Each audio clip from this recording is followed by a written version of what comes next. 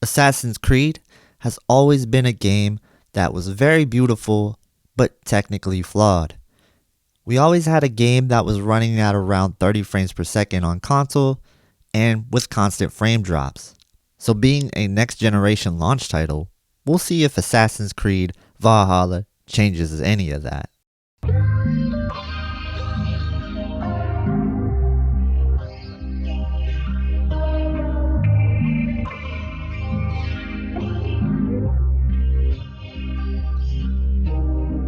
Hey, what's going on everybody? Welcome to the channel. I am produced by KG. On this channel, we do a lot of videos based on tech, TVs, and video games. So if you do like any of that stuff, be sure to subscribe for more content. In this video, we're going to talk about a couple of different subjects.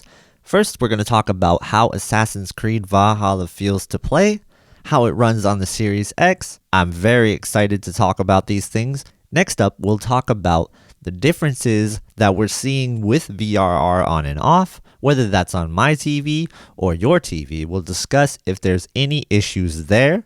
And I also wanted to tell you that in the background, you'll be seeing gameplay of me testing it on and off for game mode and VRR on and off.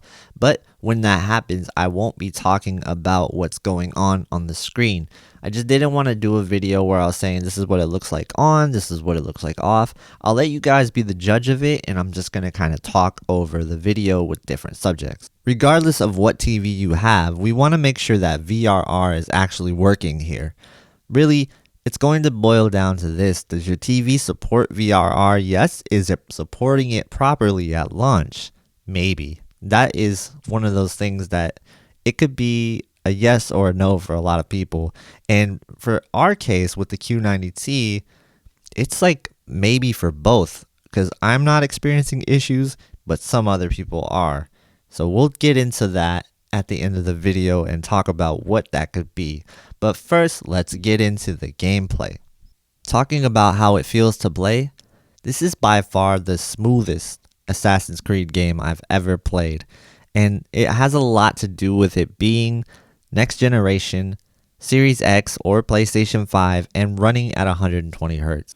But specifically for the Xbox Series X, VRR is a big deal for Assassin's Creed. 120 Hz output with VRR running a 60 frames per second game means that we're just going to get a very smooth experience. Even when there is a frame drop, we don't feel it, we don't see it, it's absolutely smooth. Now if you turn off VRR, you will experience the occasional dropped frames and you will see tearing. So that is something you want to keep in mind if you don't have a VRR TV and you want to get this game. So which version of Assassin's Creed Valhalla should you buy if you have both consoles? To me, with VRR and 120 Hz output, I really think that the Series X will be the better version and probably the smoothest overall.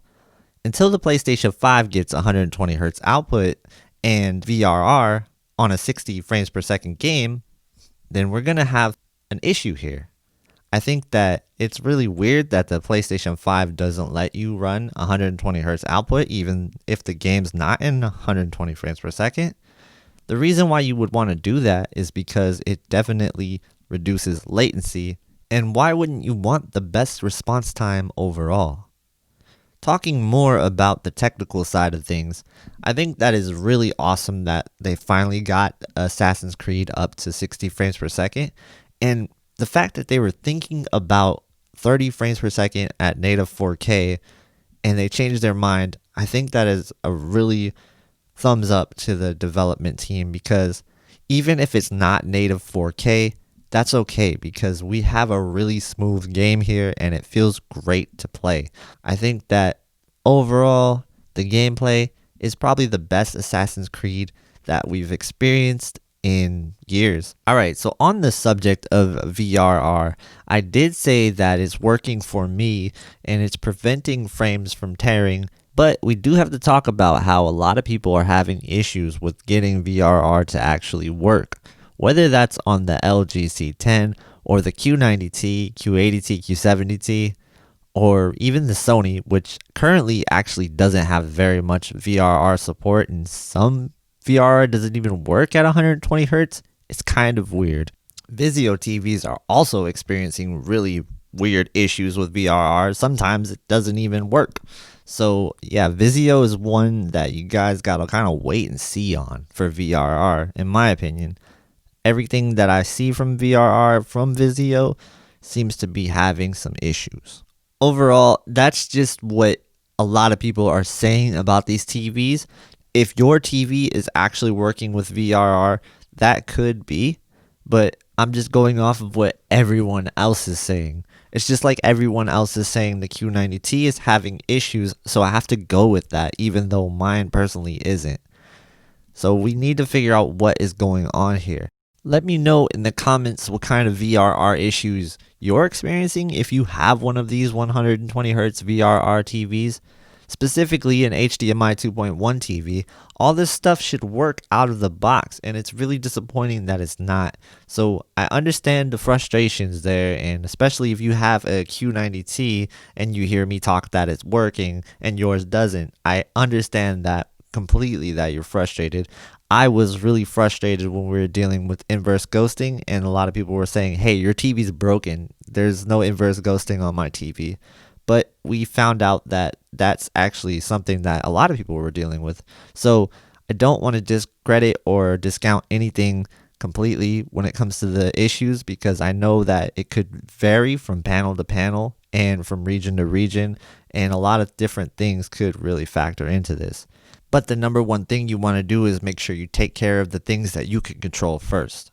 First, you want to make sure that your firmware is up to date, you're using the right cable, the one that comes with the Xbox Series X, and you're plugging it into the right HDMI 2.1 port. So for the people with the Q90T or any 2020 QLED TV, you want to remember that you only have one port that is capable of HDMI 2.1, and that is HDMI port number 4.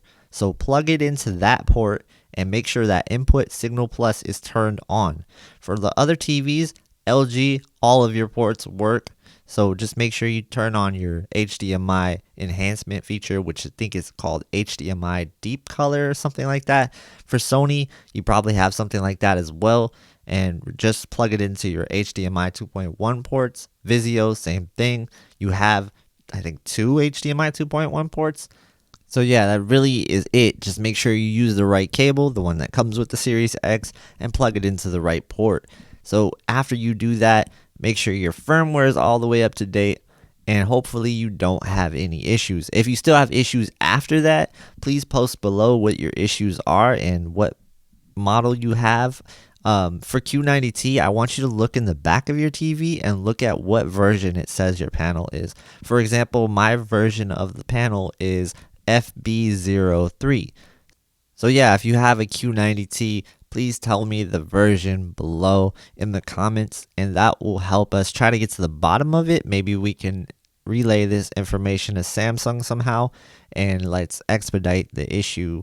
Now, let's talk about what is really kind of going on at the system level for Xbox Series X, because I have actually experienced some really weird bugs, and there has been one time where I opened up a game after quick resume, and when I got into that game, I did have like some really weird glitches going on, and it's like what a lot of users are telling me they're experiencing when they're trying to go into VRR. It's like some green lines popping up, and the TV gets a little scrambled for a second, and then it just crashed.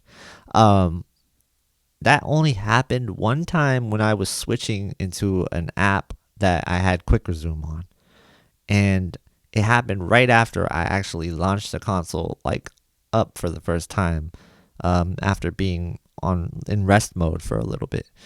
Now I thought that was a really weird issue. The other weird issue I experienced only one time as well was when I loaded up Assassin's Creed Valhalla one time.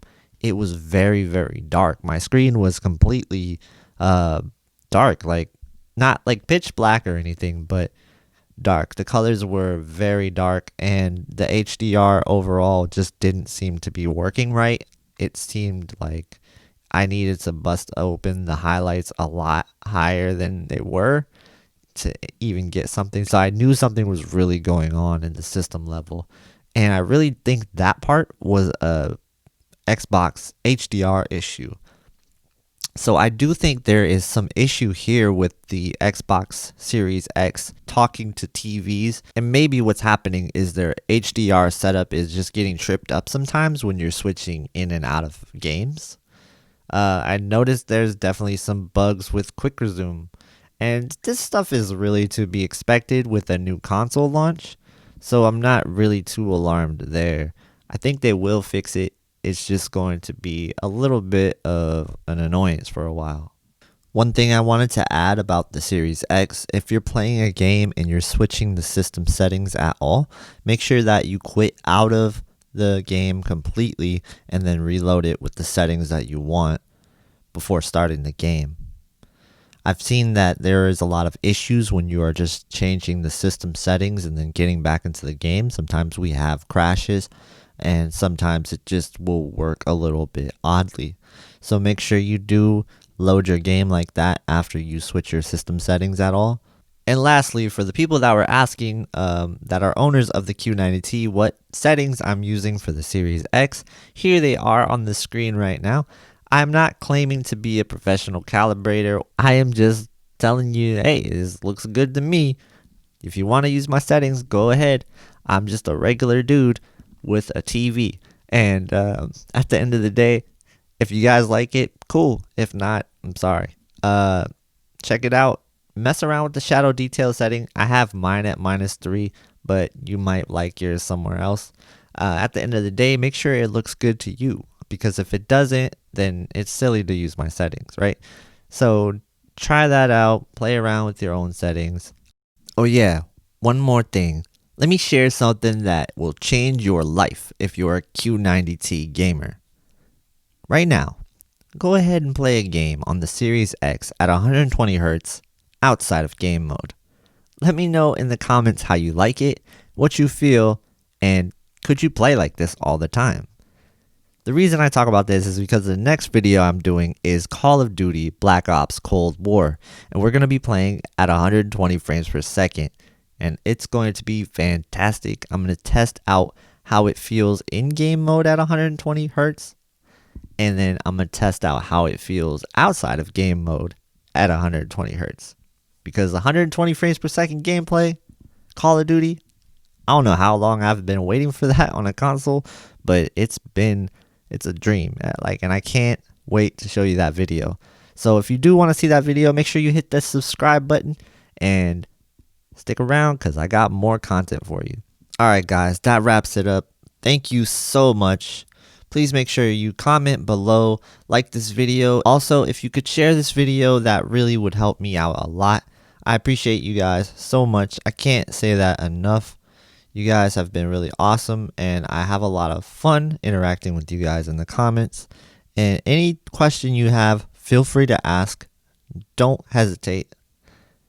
As always, guys, thank you for watching, and have a good day.